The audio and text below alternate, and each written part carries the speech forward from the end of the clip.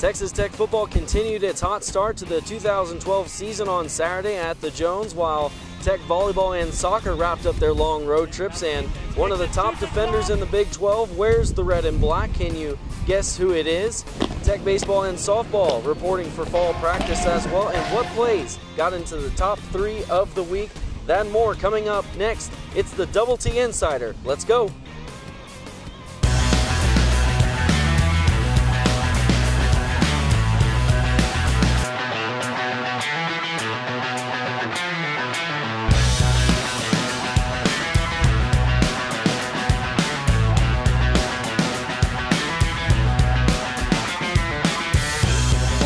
There, and that one goes in. Texas Tech takes the 2-0 lead.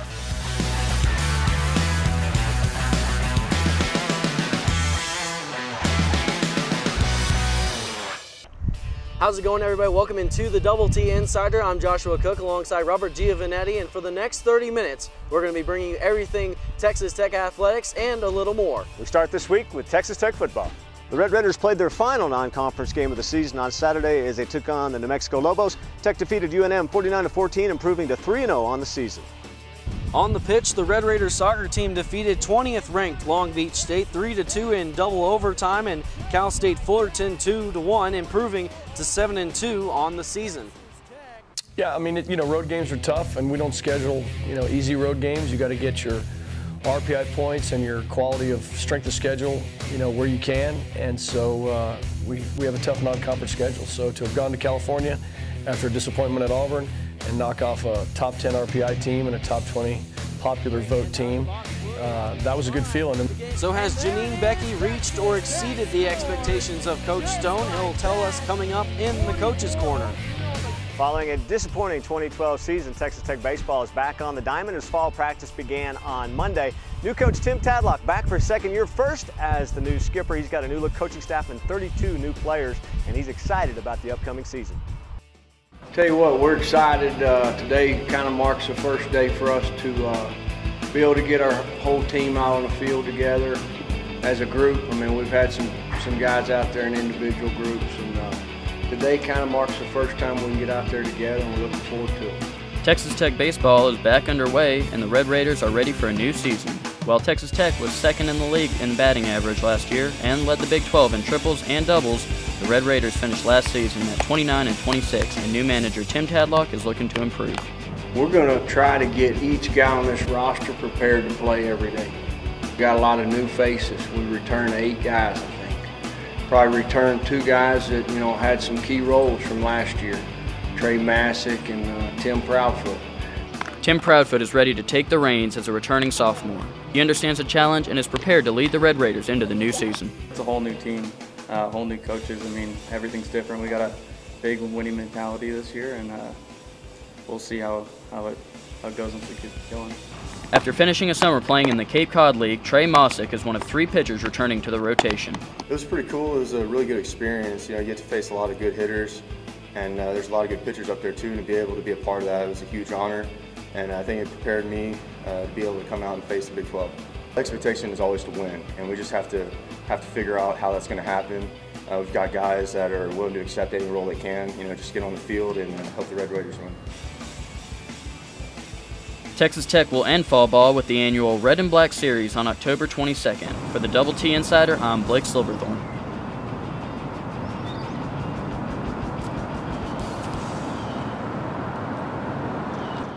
Coming up next, we take a look at Rachel Brummet and how she's been a big part of Tech's early season volleyball success. And later, the Texas Tech softball team reports for fall camp. But first, let's rewind the week that was for Tech athletics.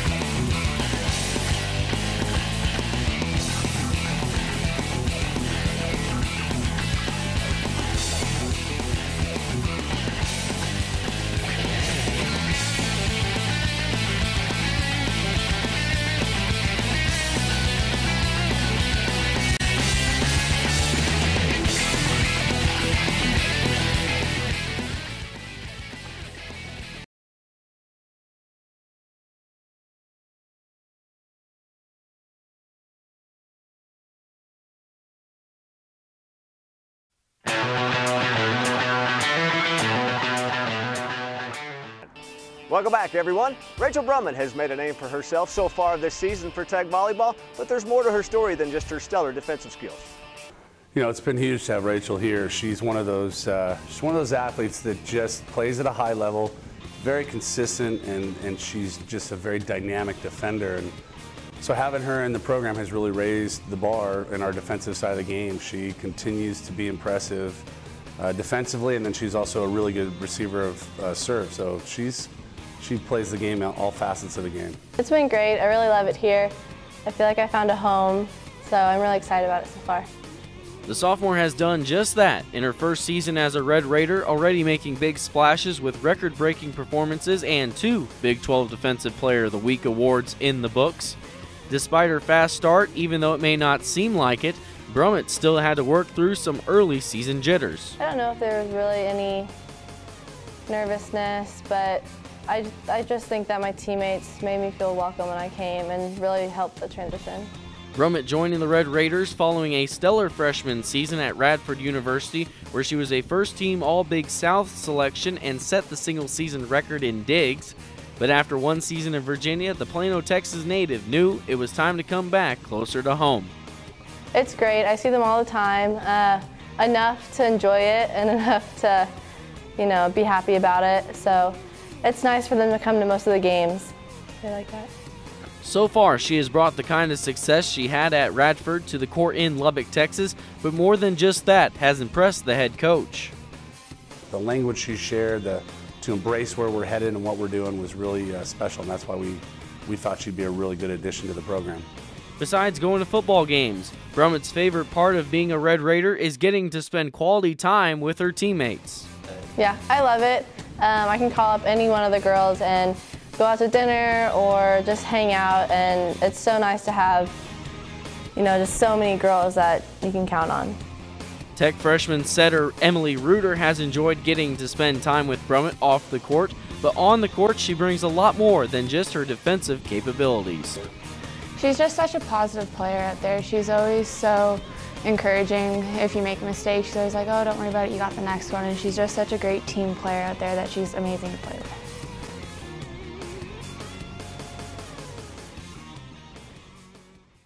When we come back, we sit down with Texas Tech soccer coach Tom Stone in our Coach's Corner. And don't go anywhere. The top plays of the week are coming up later.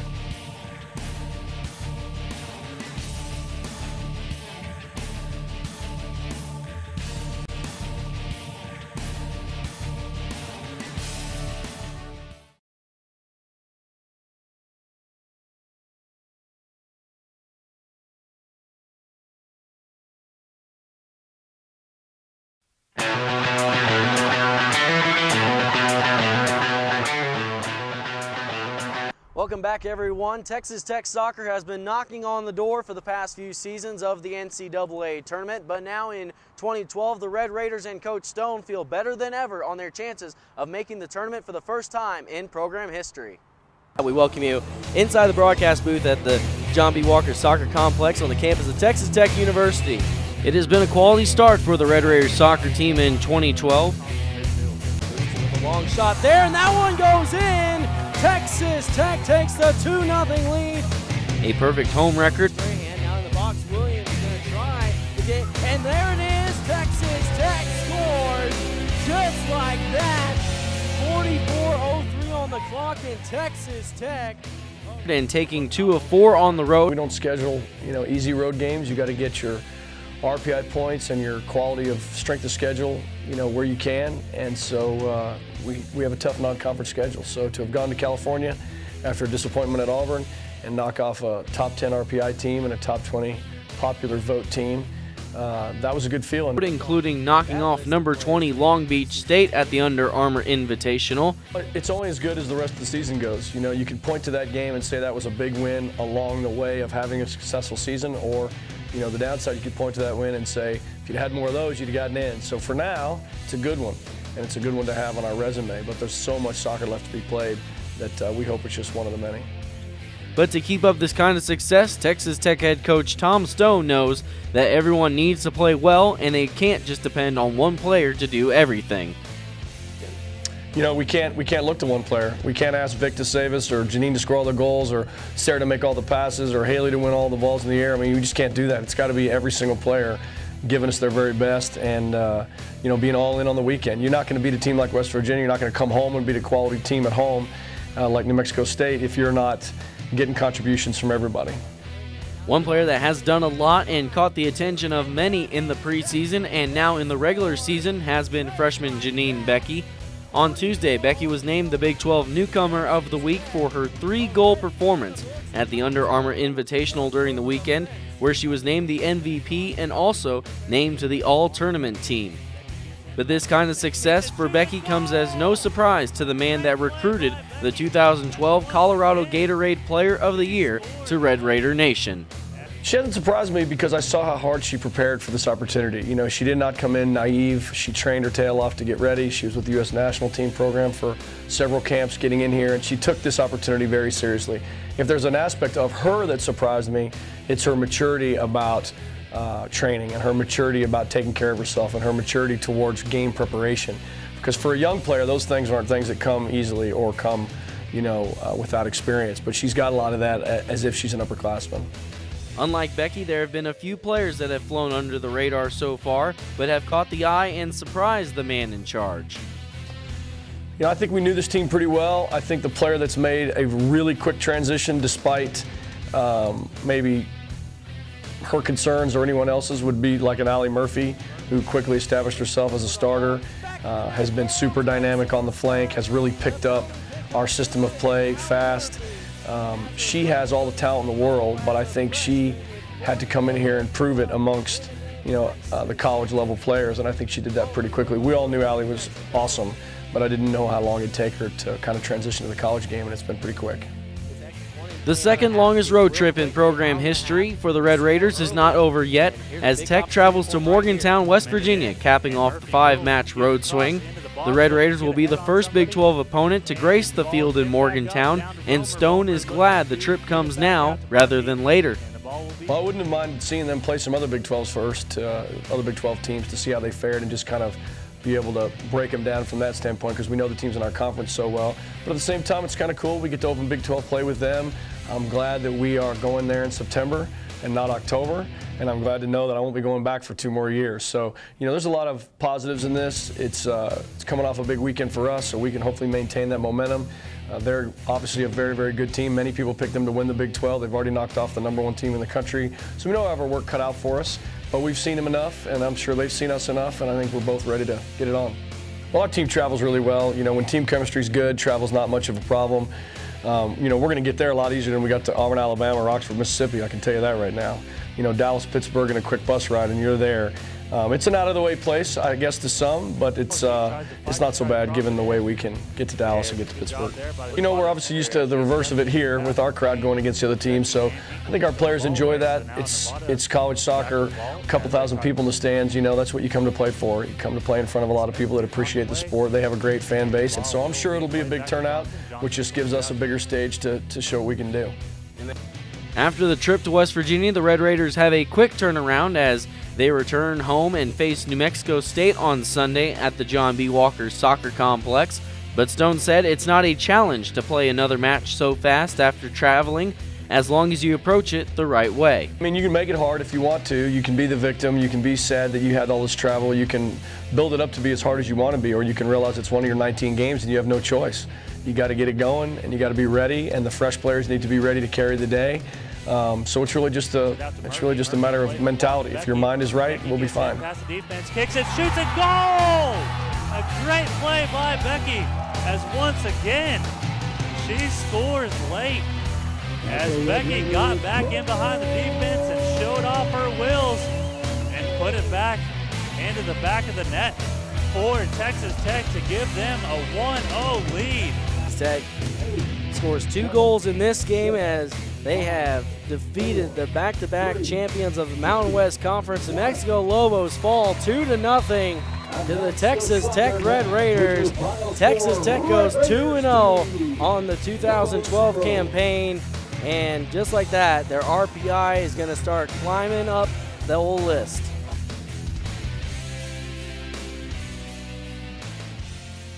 When we come back, we take a look at the Texas Tech softball team as the Red Raiders report for fall camp. And we take a look at the week ahead for Tech athletics. Don't go anywhere. The Double T Insider is back after this.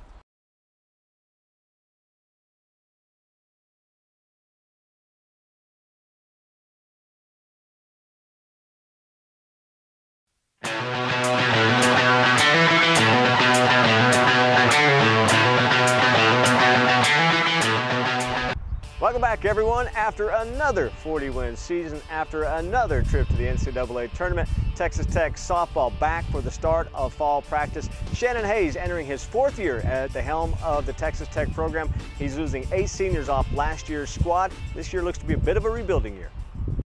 It's so exciting to finally be back out here. You know, you have all summer to work on everything that you need to work on. Now that we have so many new girls, it's really an exciting feeling and different feeling from the past few years that we've had. So I'm just ready to get going.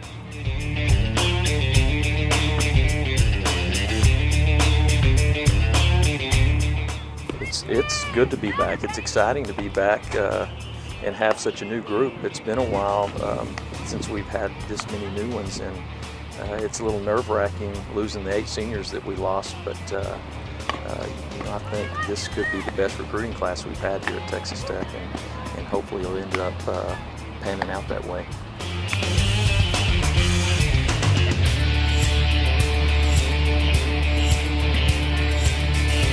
It's a huge deal. I mean, Coach Hayes has done a great job getting great recruits in here, and now it's our job to get the job done. And I mean, we've done a great job the past 3 years, and I expect only better. And now our goal this year, we've made it to a regional every year. It's time to win one and then try to host here.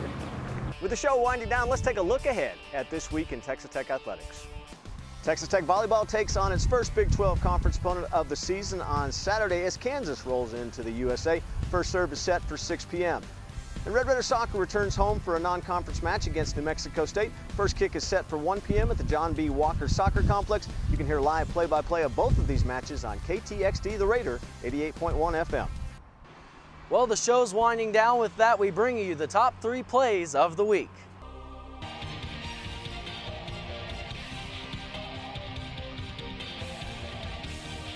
At number 3, Texas Tech leading New Mexico 7-0 with 6:22 left in the first. Eric Stevens, the ball carrier, and he has reservations for 6. There's the ball flip. 21-yard run, 14-0 Tech. Stevens finished the game with 118 yards on the ground to lead the team. At number 2, Texas Tech leading 35-14 now with time running out in the first half. Seth Dagey finds Darren Moore at the edge of the end zone, steps in, poses for the cameras. 42-14, Red Raiders, Moore's only touchdown of the night. And at number 1, Jace Amaro has become one of Dagey's favorite big targets. Dagey finding him in the back of the end zone. Amaro coming down in bounds. That's all you need. Take another look. That would be one of his 2 touchdowns of the game as the Red Raiders win 49-14. Well, we're all out of time. Thanks for watching. And be sure to tune in next week, same time, same place, as we bring the inside scoop on the Double T Insider. Have a great week, everyone.